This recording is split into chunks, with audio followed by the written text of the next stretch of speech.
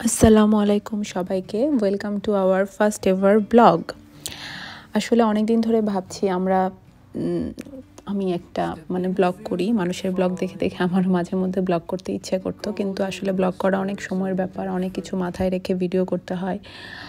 এটা আমার সবসময় মনে হতো এবং দেখা যেত যে সেটা করতে গেলে যে ঘুরতে বেড়ানোর যে একটা ন্যাচারাল ফ্লো থাকে সেটা আসলে বাধাগ্রস্ত হয়। তো যাই হোক, আমি তারপরও মাথার মধ্যে যেহেতু ঘুরছিল পোকাটা, তো পোকাটাকে বের করে ফেলার জন্যই আসলে একটা ব্লগ করে ফেললাম এবং সিদ্ধান্ত নিলাম যে জাপান লাইফে আমার যত ভ্রমণের অভিজ্ঞতা আছে তার মধ্যে সবচেয়ে পছন্দের, সবচেয়ে প্রিয় যে অভিজ্ঞতাটা সেটা নিয়ে একটা ব্লগ করে ফেলি। তো দেখাই যাচ্ছে যে আসলে আমি হেমন্তের কোনো একটা সময়ে ব্লগটা করেছি। এটা হচ্ছে নিক্কো, জাপানের কান্তো রিজিয়নের সবচেয়ে বিখ্যাত আর কি বলা যায় অটাম ডেস্টিনেশন। অনেক অনেক দিনের পরিকল্পনা এবং সেই পরিকল্পনা আবার ক্যান্সেল করে করে করে ফাইনালি আমরা 2023 সালের অক্টোবরের একদম লাস্ট যে উইকেন্ডটা ছিল সেই উইকেন্ডটাতে নিক্কোতে বেড়াতে যাই। এটা হচ্ছে নিক্কোতে ঢোকার মেইন যে নিক্কোর পাহাড়ি রাস্তা, সেটা শুরু হওয়ার ঠিক আগ মুহূর্তের আর কি একটি রেস্ট শপ না, ওখানে একটা টয়লেট আছে যেটা কিনা ঐতিহাসিকভাবে বিখ্যাত।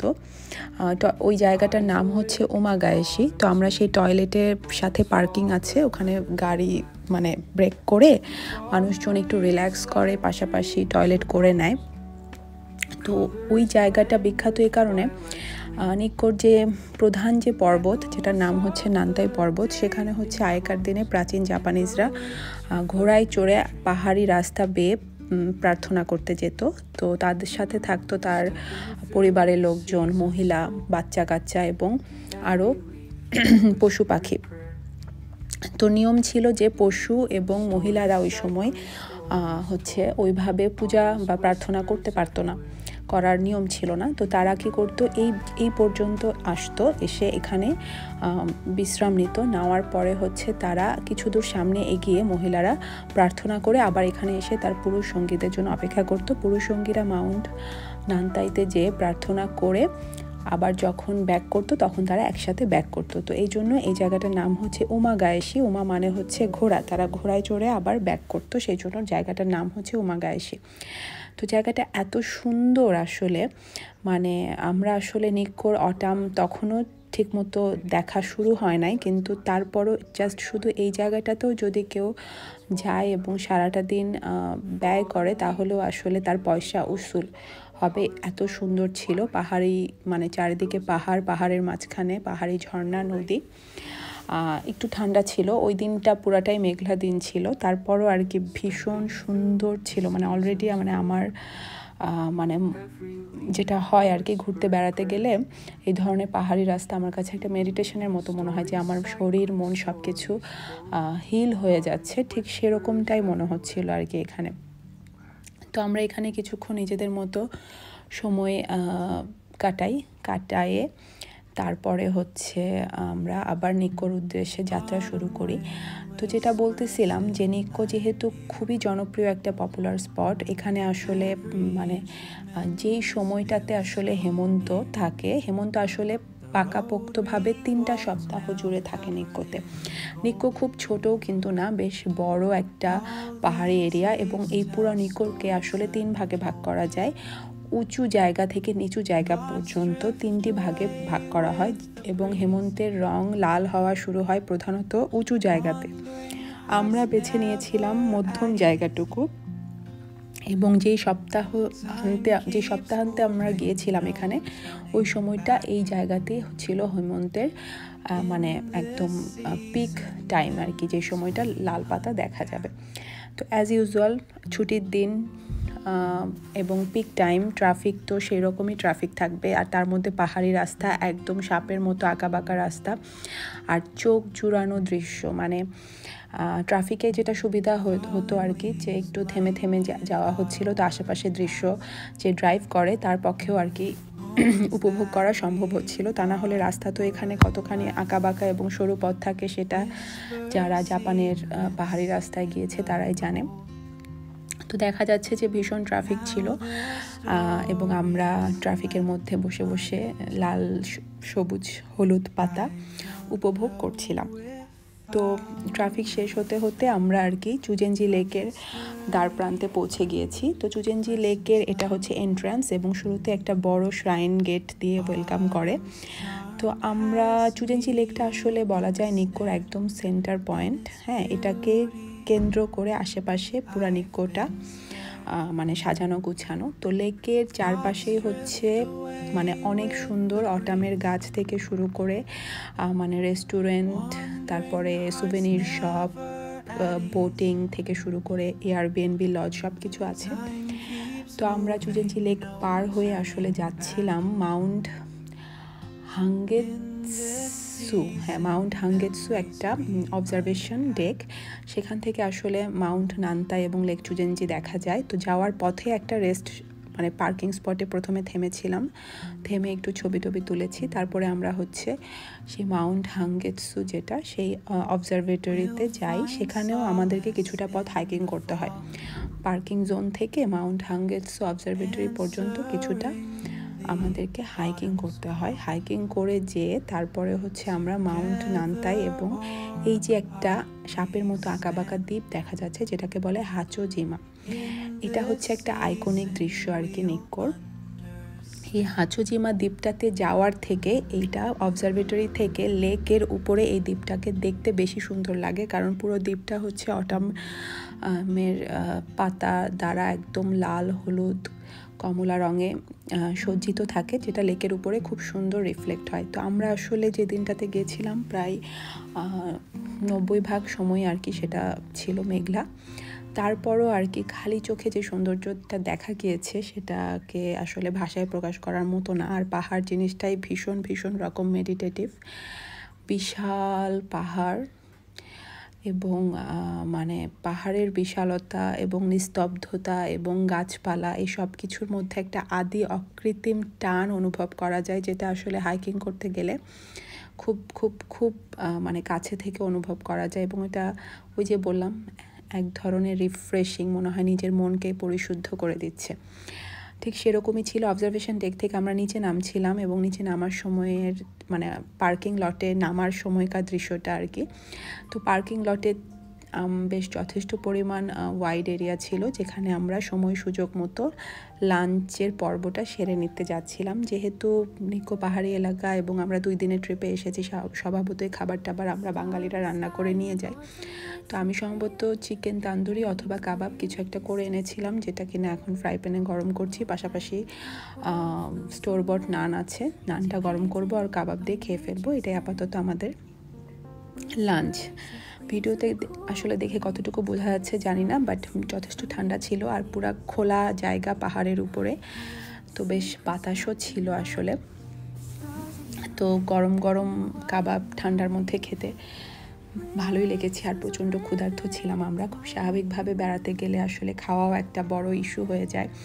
আর এইসব জায়গায় রেস্টুরেন্ট খুঁজে বের করতে এতটা সময় চলে যায়, তো খাবার নিয়ে যাওয়াটা আমার কাছে মনে হয় অনেক বেশি মানে টাইম সেভ করে আর কি। তো খাওয়া দাওয়া শেষ করে আমি একটু আশেপাশের দৃশ্যগুলো ধারণ করার চেষ্টা করছিলাম। এত সুন্দর পাহাড়ে মানে হেমন্তের দৃশ্য যে কি বলবো, মনোমুগ্ধকর একটা মানে দৃশ্য আর কি।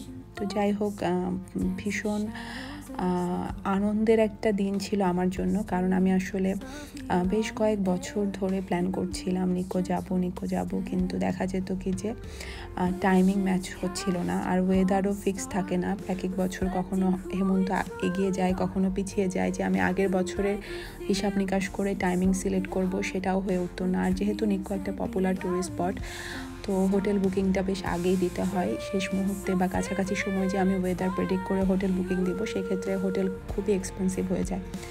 তো এই সব কিছু মিলিয়ে আমি আসলে নিক্কো অনেকবার আসতে যেও পরিকল্পনা বাতিল করেছি, কারণ আমার কথা হচ্ছে যে আমি যখন যাব একদম মোক্ষম টাইমে যাব, অথবা আমি যাবই না। আমি বেড়ানোর ব্যাপারে কিছুটা খুঁতখুঁতে, আমার লাইফে আর কোনো কিছু ব্যাপারে আমি আসলে এতটা খুঁতখুঁতে না। তো যাই হোক, আমরা হাঙ্গেৎসু অবজারভেটরি থেকে অলরেডি বের হয়ে হেমন্তের সৌন্দর্য উপভোগ করতে করতে যাচ্ছিলাম আবার লেক চুজেনজির দিকে। মানে আসলে যেদিকেই যাই লেক চুজেনজি অতিক্রম করেই আমাদেরকে যেতে হবে। তো আমরা এখন যাচ্ছিলাম হচ্ছে রিউজু জলপ্রপাতের দিকে। রিউজু জলপ্রপাত হচ্ছে নিক্কোর অন্যতম প্রধান 5টি জলপ্রপাতের মধ্যে একটি। নিক্কোতে প্রচুর জলপ্রপাত আছে। তো রিউজু জলপ্রপাতে মানে আসলে হচ্ছে হেমন্তের প্রথম মানে পাতা লাল হওয়া শুরু হয় নাকি রিউজু জলপ্রপাত থেকে। তো আমরা যেহেতু মিডল্যান্ড এরিয়াকে ফোকাস করে গিয়েছি, তো রিউজু জলপ্রপাতের আশেপাশের এরিয়াতে যে পরিমাণ অটাম ছিল, তুলনামূলকভাবে রিউজু জলপ্রপাতে ততদিনে অটামটা একটু ফিকে হয়ে গিয়েছিল। ভিডিওতে দেখলে আপনারাও বুঝতে পারবেন। তো আমরা আসলে আশেপাশের রাস্তাগুলো দেখে বেশি মুগ্ধ হচ্ছিলাম। মানে জলপ্রপাতে যাওয়ার রাস্তা, সেটা গাড়িতে হোক এবং পার্কিং লট থেকে যখন আমরা জলপ্রপাতে হেঁটে যাচ্ছিলাম, সেই রাস্তাটার কথা কি আর বলবো, অসাধারণ। আমার মনে হচ্ছিল যে আমি স্বর্গীয় কোনো জায়গায় আসলে চলে এসেছি। এটা আমার চিরচেনা জানা পৃথিবীর মধ্যকার কোনো জায়গা না, এটা একদমই স্বর্গীয় একটা জায়গা, যেখানে সচরাচর কি আমার জীবনে অতীতে কখনো আসলে এতটা সৌন্দর্য একসাথে দেখার সৌভাগ্য হয় নাই। তো এরকমই একটা অনুভূতি হচ্ছিল তখন। তো রিউজু জলপ্রপাতের নামকরণ হচ্ছে রিউজু, যেটার মানে অর্থ সম্ভবত ড্রাগন বা এরকম কিছু একটা। তার পিছনে একটা রিজন আছে যে জলপ্রপাতটা 2 ভাগ হয়ে উপর থেকে পড়তে পড়তে নিচের দিকে 2 ভাগ হয়ে যায়, কারণ মাঝখানে একটা বড় পাথর থাকে। সেই পাথরে আঘাত পেয়ে জলপ্রপাতটা 2 দিকে ডিরেকশন নেয়। তো ওই পাথরটাকে ওরা মনে করে কিছুটা ড্রাগনের মাথার মতো বা এরকম কিছু, সেই হিসাবে ওরা জলপ্রপাতটার নাম দেয় হচ্ছে রিউজু জলপ্রপাত। তো যাই হোক, আমরা জলপ্রপাত দেখার উদ্দেশ্যে রওনা দিচ্ছি। আমার জলপ্রপাতের বর্ণনা দেওয়া শেষ হয়ে গেল, কিন্তু এখনও জলপ্রপাতের ভিডিও আসে নাই, আসবে, খুব শীঘ্রই আসবে। তো রিউজু জলপ্রপাত দেখে আমরা তার আশেপাশের যে জায়গাটা ছিল সেইটা সেখানে আমরা হাঁটি, ঘুরে বেড়াই। এবং লেক চুজেনজি এত বড়, এর আশেপাশে এত পার্কিং স্পট, তো আসলে চাইলেও পুরোটা দিনে কিন্তু লেক চুজেনজি সব জায়গায় গাড়ি থামিয়ে আসলে ঘোরা সম্ভব না। তো যেহেতু আমাদের সময় অল্প, তো আমরা প্রায়োরিটি দিয়েছিলাম যে এমন জায়গায় যাব যে জায়গাটা তুলনামূলক কোলাহল মুক্ত থাকবে। স্বাভাবিকভাবেই লেক চুজেনজির যে সেন্টার পয়েন্টগুলো, যেদিকে বিশেষ করে রেস্টুরেন্ট, ক্যাফে আছে, সেই জায়গাগুলোতে একটু হলেও ভিড় বেশি থাকে। তো আমরা আসলে যেহেতু খাবার দাবার নিয়ে এসেছি, তাই আমরা চেষ্টা করেছিলাম যে একটু কোলাহল মুক্ত জায়গাগুলোকে প্রায়োরিটি দিতে। রিউজু জলপ্রপাত থেকে আমরা রিউজু জলপ্রপাত দেখে তারপরে আমরা হেঁটে হেঁটে লেক চুজেনজির একটা অংশ, যে অংশটাতে খুব বেশি মানুষ নাই, সেরকম একটা অংশ দিয়ে আমরা আসলে লেক চুজেনজির পাশ দিয়ে হাইকিং করেছিলাম। এবং সেটা ছিল আমার এই হোল নিক্কো ট্রিপের মধ্যে সবচেয়ে বেস্ট একটা অভিজ্ঞতা। এত সুন্দর ছিল, মনে হচ্ছিল চারদিকে শুনশান নীরবতা। এবং এই যে চলে এসেছে আমাদের রিউজু জলপ্রপাত, কি সুন্দর না! এখনও আসলে বেশ সুন্দর লাগছে, কিন্তু অনেকটাই হচ্ছে অটামের পাতাগুলো এই সময় অনেকটাই আসলে মরে গেছে এরকম আর কি, তুলনামূলকভাবে লেকের আশপাশ বা নিক্কোর অন্যান্য জায়গার তুলনায়। বাট জলপ্রপাতটা দেখেন ঠিক 2 পাশ দিয়ে পড়ছে এবং ভীষণ সুন্দর লাগছে। তো এইটা দেখতেও আসলে বেশ অনেকটা লাইন ধরে আমাদেরকে যেতে হয়েছে, কারণ খুব স্বাভাবিক, জলপ্রপাত বা এই জায়গাগুলো দেখার অনেক বেশি ভিড় থাকে। তো এইটা হচ্ছে সেই জায়গা আমি যেটা বলছিলাম, যে জলপ্রপাত থেকে বের হয়ে আমার মনে হচ্ছিল যে আমরা স্বর্গীয় একটা জায়গায় চলে এসেছি। তো এই পুরো জায়গাটার আশেপাশে কিন্তু প্রচুর লজ, মাউন্টেন কেবিন, এয়ারবিএনবি আছে, এবং খুব স্বাভাবিকভাবে এগুলো কিন্তু যথেষ্ট এক্সপেন্সিভ, যেহেতু বিশেষ করে যদি কেউ এই সময়টা এসে থাকতে চায়। তো আমরা আসলে নিক্কোর মেইন জোন থেকে একটু দূরে একটা মিড রেঞ্জের হোটেল সিলেক্ট করেছিলাম, যেটা কিনা খুব দূরেও না খুব কাছেও না, ওখান থেকে নিক্কোর মেইন জায়গায় আসতে আসতে হয়তো আধা ঘন্টাও লাগবে, আধা ঘন্টার মধ্যেই চলে আসা যাবে। তো এরকম একটা এরিয়াতে হোটেল সিলেক্ট করেছিলাম, যার কারণে আমরা মোটামুটি বেশ রিজনেবল প্রাইসে হোটেল পেয়েছিলাম। বাট সত্যি যদি এখানে লজিংয়ে বা কটেজে থেকেও মানে অটাম উপভোগ করতে হয়, তাহলে সেটার জন্য আপনাকে অবশ্যই একটু ভালোই পয়সা করে খরচ করতে হবে। তো এটা যার যার চয়েসের উপর ডিপেন্ড করে। তো এই যে বলতে বলতে আমরা চলে আসলাম আর কি। সেই হচ্ছে লেকের পাশ দিয়ে যে হাইকিং করেছি সেই জায়গাটা এত সুন্দর, মানে সুন্দর তো সুন্দর, বাট একদম মানে ঝরে পড়া মরা পাতার উপর দিয়ে যখন আমরা হেঁটে হেঁটে যাচ্ছিলাম এবং এই যে হেমন্তের গাছগুলার মাঝখান দিয়ে লাল সবুজ রঙের ভেতর দিয়ে পুরো লেকটা দেখা যাচ্ছিল, তখন কিন্তু মোটামুটি দুপুরের পর, মানে বিকেল প্রায় শেষ হয়ে যাবে ঠিক তার আগ মুহূর্তে, এবং পুরোটাই মেঘলা ছিল, রোদ ছিল না। খুবই সুন্দর লাগছিল, অসাধারণ লাগছিল। মনে হচ্ছিল যে এই পুরো জল ও জঙ্গলের কাব্যের মাঝখানে আমি এবং আমার পরিবারের বাইরে আর কেউ নেই, ঠিক এরকমটাই লাগছিল আসলে।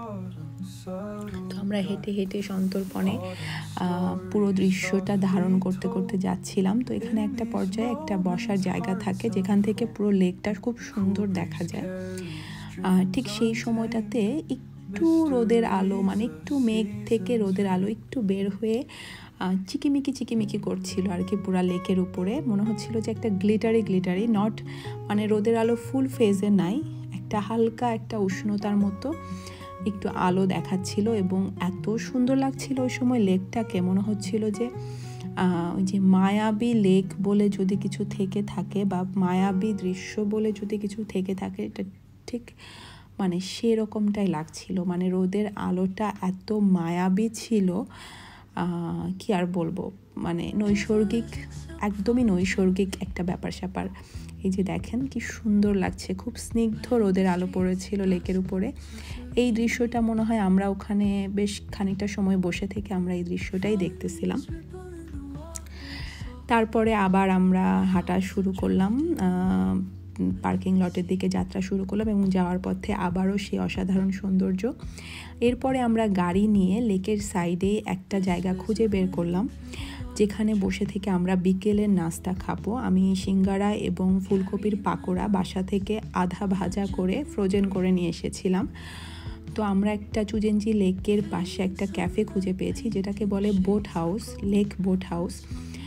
তো ওখান থেকে পুরো লেকটা এত অসাধারণ লাগছিল। ওই বোট হাউসটা তুলনামূলক মানে অত ভিড় ছিল না। ওখানে বসে থেকে আমরা প্রথমে কফি খেলাম, এবং ঠিক সেই সময়টাই লাকিলি সূর্যের আলো, মানে ধুম করে মেঘের নিচ থেকে সূর্য বের হয়ে আমাদেরকে একটু মানে দয়া, করুণা, ভালোবাসা দিল।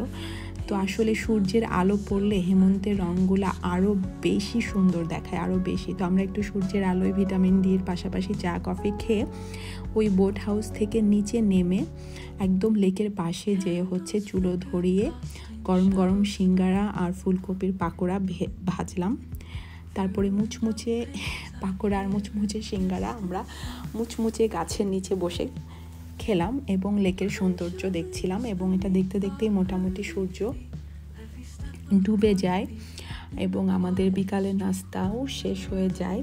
আমাদের প্রথম দিন, নিক্কোর প্রথম দিনের মোটামুটি বেড়ানো হচ্ছে শেষ হয়ে যায়। কারণ হচ্ছে শীতকালে তো দিনের আলো তাড়াতাড়ি চলে যায়, আর দিনের আলো চলে গেলে আসলে আর বেড়ানোর কিছু থাকে না। তো আমরা নাস্তা করে হোটেলের উদ্দেশ্যে যাত্রা শুরু করলাম, এবং আশ্চর্যজনকভাবে পূর্ণিমার কাছাকাছি একটা চাঁদ তখন ছিল, যে চাঁদটা আমাদেরকে ওয়েলকাম করছিল হোটেলের দিকে। এটাও খুব ভালো লাগছিল আর কি, যখন পুরা দিন শেষে আমরা হোটেলের উদ্দেশ্যে যাচ্ছি, পূর্ণিমার চাঁদটা ছিল বোনাস। তো এই আর কি আমাদের কার্যকলাপ শেষ, আমরা হোটেলে চলে এসেছি অলমোস্ট। এবং এই তো আমাদের একটা ছোটোখাটো হোটেল, যেখানে একটা বেশ স্পেশাস রুম ছিল 3 জনের থাকার, 3টা ফুটন, টিভি, যা যা থাকা লাগে আর কি, ফ্রিজ, মাইক্রোওয়েভ সবই ছিল। আমি রান্না করে নিয়ে এসেছিলাম, শাওয়ার টাওয়ার নিয়ে আমরা হচ্ছে রাতে এখানেই মাইক্রোওয়েভে খাবার গরম করে খাবো, আর কনভেনি থেকে ভাত কিনে নিয়ে আসা আছে। এই তো আমাদের প্রথম দিনের ব্লগ শেষ হলো।